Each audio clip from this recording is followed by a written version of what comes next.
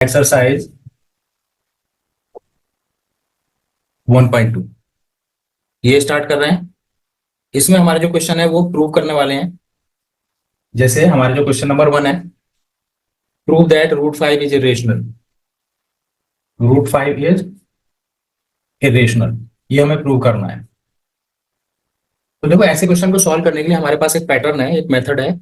इस टाइप के क्वेश्चन जितने भी आएंगे, चाहे रूट 5 है, रूट 2 है, रूट 3 है, रूट 7 है, उन सभी को हमने इसी मेथड से सॉल्व करना है और यही पैटर्न रखना है। ठीक है, इसमें कुछ स्टेटमेंट हमें लिखनी है, वो प्रॉपर होनी चाहिए, तभी हमारे ये क्वेश्चन ठीक होंगे। जैसे चलो स्टार्ट करते हैं, समझते हैं इसको। हमें प्रूव करना है कि रूट 5 इज रेशनल नंबर है, तो हम इसका उल्टा लेट करके चलेंगे। लेट रूट 5 इज रेशनल, ये हम मान के चल रहे हैं कि ये रूट 5 जो है वो रेशनल नंबर है। अब रेशनल नंबर कब होता है? जब हम इसको फ्रैक्शन में लिख सकते हैं। तो फ्रैक्शन में कैसे लिख सकते हैं वो भी हम मान के चलते हैं। अगर हम इसको फिर किसी फ्रैक्शन के इक्वल टू लिखते हैं, जैसे ए अपॉन बी, ये हमारा फ्रैक्शन ए अपॉन बी, इसके हम इक्वल टू लिख देते हैं। क्यों लिखा हमने इसके इक्वल? क्योंकि हम इसको रेशनल नंबर मान के चल रहे हैं और ये हमारा रेशनल नंबर है। अब यहाँ पर ए और बी क्या चीज है? ए और बी जो है वो दो इंटीजर्स हैं। A and b are integers having common factor other than 1। क्या मतलब हुआ इसका?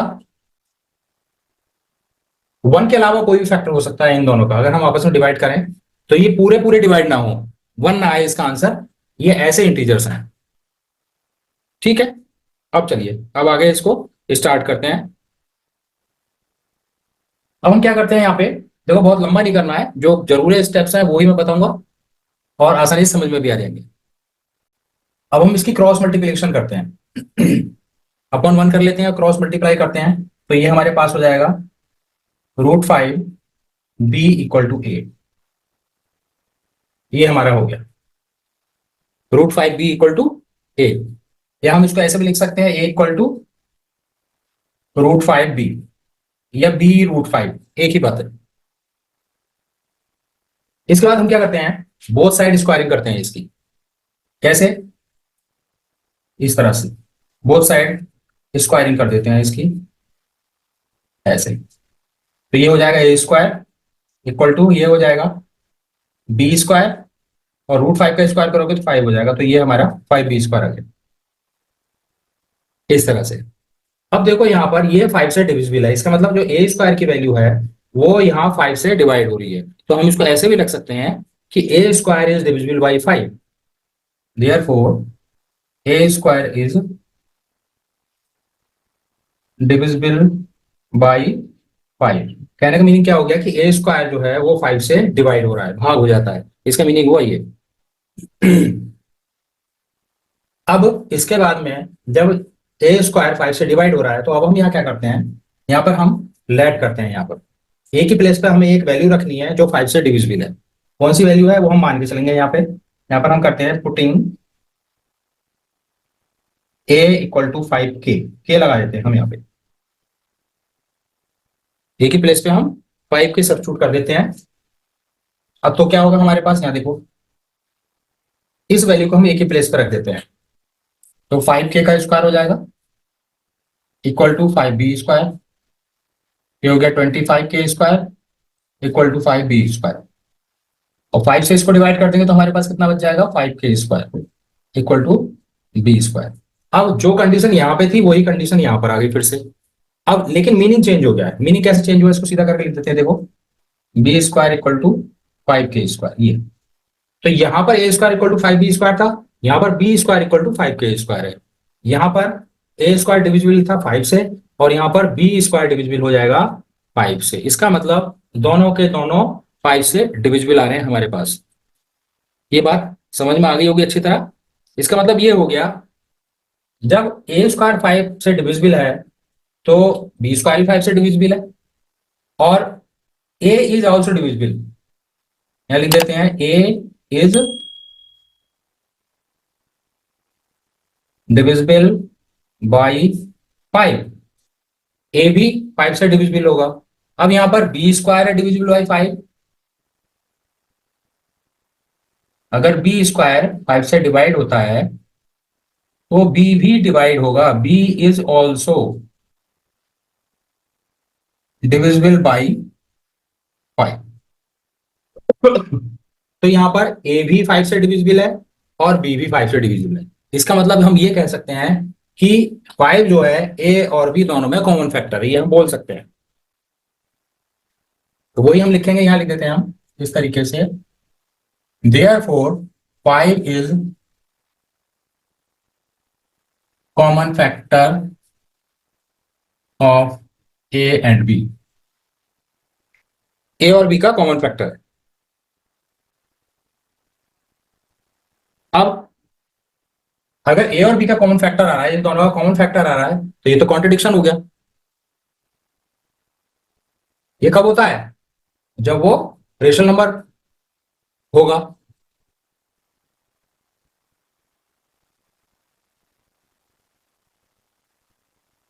It is contradiction. क्या कॉन्ट्रडिक्शन है? हम जो मान के चल रहे थे कि √5 जो है वो रेशनल है, तो वो यहां पर रेशनल नहीं हुआ। जो हम मान के चल रहे थे वो गलत है। तो इसका मतलब हम ये कह सकते हैं कि हम √5 को ए अपॉन बी की फॉर्म में नहीं लिख सकते। कहने का मतलब ये है, हम इसको फ्रैक्शन में रेशनल नंबर नहीं बोल सकते हम इसको। तो therefore √5 is not rational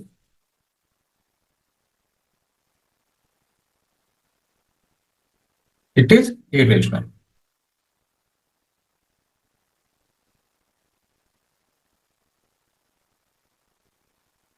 it is irrational.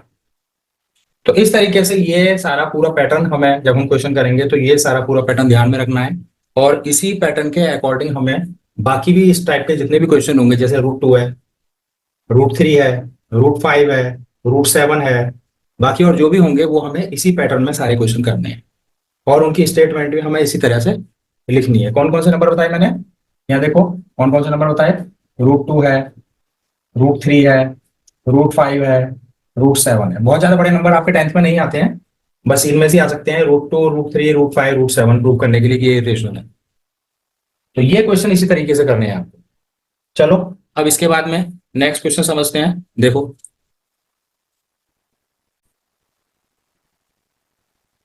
अब जैसे सेकंड क्वेश्चन है, सेकंड क्वेश्चन है हमारा 3 + 2√5। ये जो नंबर है इसको हमें प्रूव करना है इज इरेशनल। इसको इरेशनल प्रूव करना है। तो उसी तरीके से करेंगे हम, लेकिन थोड़ा सा चेंज है। बताऊंगा कैसे चेंज है, कहां पर स्टेप्स चेंज होंगे वो देखना है। चलो स्टार्ट करते हैं। लेट करते हैं, लेट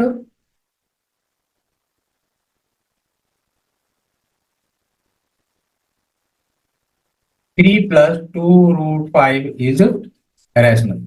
हम इसका उल्टा मान के चलते हैं कि ये रैशनल नंबर है 3 + 2√5। अब जब रैशनल नंबर है तो इसको हम ए अपॉन बी या पी अपॉन क्यू की फॉर्म में लिख सकते हैं। तो ए अपॉन बी की फॉर्म में लिख सकते हैं हम इसको, ऐसे लिख देते हैं, therefore 3 + 2√5 equal to a upon b. ये हम लिख देते हैं। यहां पर ए और बी क्या है? ए और बी इंटीजर्स हैं।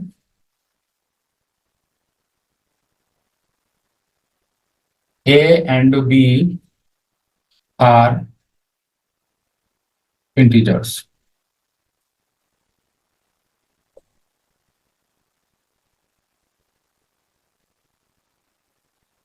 अब यहां से हम √5 की वैल्यू निकालते हैं सॉल्व करके। तो इस 3 को हम उधर लेके जाते हैं। इधर हमारे पास रह जाएगा 2√5 ए अपॉन बी। यहाँ पर +3 था, इधर जाके -3 हो जाएगा। और यहां पर हम इसको एलसीएम लेते हैं तो हमारे पास कितना आएगा? 2√5 इक्वल टू बी, ये हो गया ए -3b। ये हमारे पास आ गया। अब इसके बाद में इधर √5 की वैल्यू निकाल लेते हैं। तो √5 इक्वल टू हो जाएगा 1/2 ए माइनस 3b अपॉन बी, इस तरह से लिख देंगे हम इसको। इसको भी सेपरेटली लिख देते हैं हम, √5 = 1/2।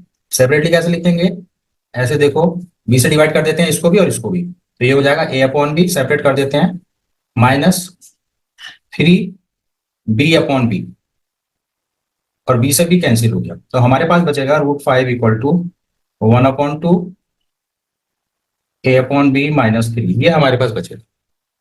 अब यहाँ पर इसको हम अगर ध्यान से देखें तो ये सारा का सारा रेशनल नंबर है, a/b 1/2 3/1, ये सारे रेशनल नंबर हमारे। इसका मतलब ये जो RHS वाली राइट हैंड वाली साइड है वो सारे रेशनल नंबर है, और ये इक्वल है किसके, √5 के, तो √5 तो इरेशनल नंबर होते हैं, तो ये हमारी जो है कॉन्ट्रडिक्शन हो गई। तो यहाँ स्टेटमेंट लिख देंगे,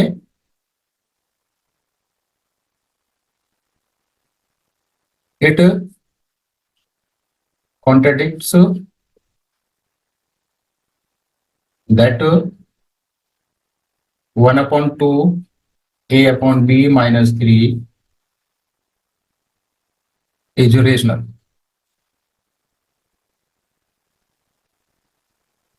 Therefore, √5 is irrational.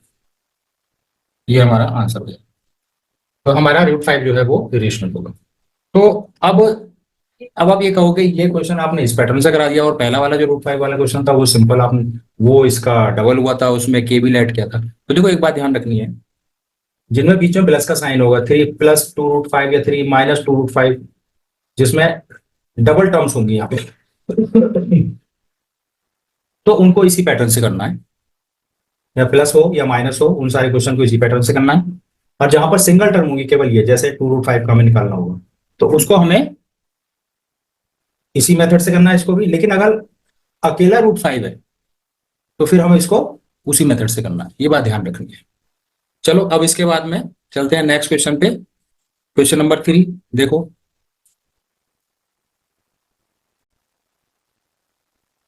अब देखो जो हमारा थर्ड क्वेश्चन है वो है 1/√2 इज इरेशनल, ये हमें इरेशनल प्रूव करना है। तो हम इसके लिए कैसे करेंगे, देखो वही मेथड अप्लाई करेंगे हम जैसे हमने अभी पिछले क्वेश्चन में किया है। देखो इसको हम एज्यूम कर लेते हैं कि ये रेशनल है, assume that 1/√2 is rational number है, ये रेशनल, ये हमने एज्यूम कर लिया, मान लिया है। जब ये रेशनल नंबर मान लिया तो इसलिए हमने 1/√2 को a/b के इक्वल लिख दिया। अब a/ क्या है, यहाँ पर a and b are integers, b are ये हमारे इंटीजर्स हैं, a और b।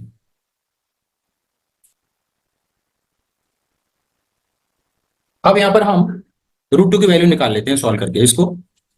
जब हम √2 की वैल्यू निकालेंगे तो क्या हो जाएगा हमारे पास में, इसको रेसिप्रोकल कर देते हैं, √2 की वैल्यू आ जाएगी हमारे पास, तो √2 = हो जाएगा b/a, ये हो गया हमारे पास। अब देखो यहां पर ये रूट में है और ये फ्रैक्शन में है, तो जो फ्रैक्शन वाले नंबर्स होते हैं वो तो सारे के सारे रेशनल नंबर्स होते हैं जिनमें रूट नहीं होता है, लेकिन ये रूट में है, तो दोनों इक्वल होने तो पॉसिबल नहीं है। तो इसलिए हमारी जो एजम्पशन थी कि 1/√2 रेशनल है, तो रेशनल तो हो ही नहीं सकता, क्यों, क्योंकि √2 इरेशनल है और ये रेशनल है, तो रेशनल और इरेशनल आपस में इक्वल हो ही नहीं सकते। तो इसलिए therefore our assumption is wrong,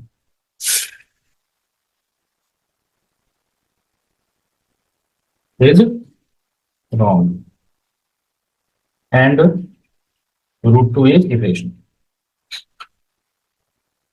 बस ये हमारा खत्म हो गया क्वेश्चन, सिंपल सा है। चलो अब इसके बाद में ये था हमारा थर्ड का फर्स्ट पार्ट क्वेश्चन, अब चलते हैं हम थर्ड के सेकंड पार्ट पे। चलो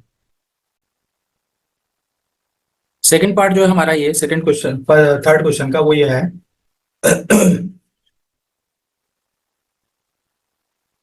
7√5, ये हमारा इरेशनल प्रूव करना है इसको हमें। तो पिछले क्वेश्चन की तरह करते हैं, सेम वैसे करना है हमें। चलो एज्यूम कर लेते हैं, लेट एज्यूम 7√5 इज रेशनल, ये हमने एज्यूम कर लिया है। तो इसको हम p/q के या a/b के इक्वल रख सकते हैं, क्योंकि a/b जो है वो रेशनल है, where a and b are integers. ये देखो कोई मुश्किल नहीं है, बस इसमें स्टेटमेंट थोड़ी लिखनी है प्रॉपर, तो पूरे मार्क्स मिल जाएंगे अगर आप स्टेटमेंट प्रॉपर लिखते हो तो। अब यहाँ से √5 की वैल्यू निकाल लेते हैं। जब √5 की वैल्यू निकालेंगे तो क्या हो जाएगा, 7 अपॉन में चला जाएगा, क्रॉस मल्टीप्लाई हो गया इधर, ये हो गया a/7b, ये आ गया हमारे पास। अब इसमें वही बात फिर आ गई, अब इसको ध्यान देना है हमें, ये तो इरेशनल है √5 और ये रेशनल है, तो हमारी एजम्पशन फिर रॉन्ग हो गई। Therefore our assumption is wrong, because क्यों, क्योंकि a/7b is rational but √5 is irrational, इसलिए हमारी एजम्पशन रॉन्ग हो गई। तो देयरफॉर क्या होगा, 7 √5 is irrational.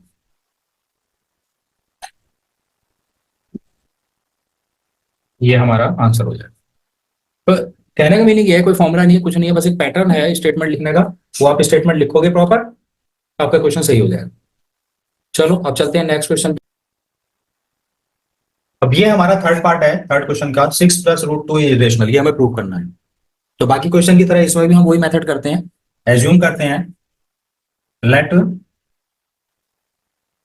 Assume 6 + √2 is rational,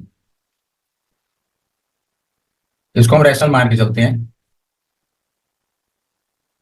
ये रैशनल है। जब रैशनल है देन इसको हम a/b के इक्वल सब्स्टिट्यूट कर देते हैं, क्योंकि a/b जो है वो रैशनल है, where a and b are integers, ये इंटीजर्स हैं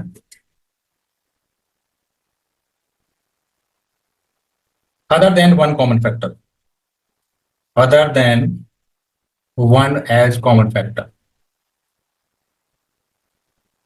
मतलब इसका कॉमन फैक्टर है 1 से अलग आना चाहिए कुछ भी, ए और बी का। तो अब इसमें हम √2 की वैल्यू निकालते हैं, 6 को उधर लेके जाएंगे, तो √2 इक्वल टू हो जाएगा a/b -6, ये हो गया हमारे पास में। अब देखो यहाँ साफ साफ हो गया, ये तो रेशनल है, ये भी रेशनल है, लेकिन ये इरेशनल है, तो सिंपल है, स्टेटमेंट लिखेंगे और कुछ नहीं बचा, बाकी हमारा क्वेश्चन हो गया है। तो because a/b -6 is rational but √2 is irrational, therefore our assumption is wrong,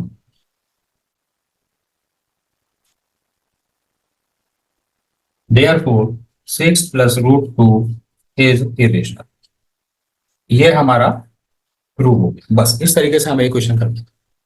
तो ये था हमारा इस एक्सरसाइज का लास्ट क्वेश्चन। तो इस तरह के और भी क्वेश्चन हो सकते हैं, जैसे कौन से इस टाइप के क्वेश्चन हो सकते हैं, ऐसे भी हो सकते हैं, देखो जैसे 6 - √2 भी हो सकता है, 6 + √3 भी हो सकता है, 2 + √6 भी हो सकता है। तो इस टाइप के जितने भी पैटर्न के नंबर आएंगे वो उन सबको हमें इसी मेथड से करना है, कोई नया मेथड हमें अप्लाई नहीं करना है। बस स्टेटमेंट का ध्यान रखना है कि हमें स्टेटमेंट प्रॉपर लिखनी है, तो हमें पूरे मार्क्स मिल जाएंगे एग्जाम में। ठीक है, तो चलिए अगली क्लास में फिर मिलते हैं। आप सभी ने ये क्लास देखी, अगर आपको क्लास पसंद आई हो तो आप इस क्लास को सब्सक्राइब, लाइक और शेयर जरूर करें। Thank you very much.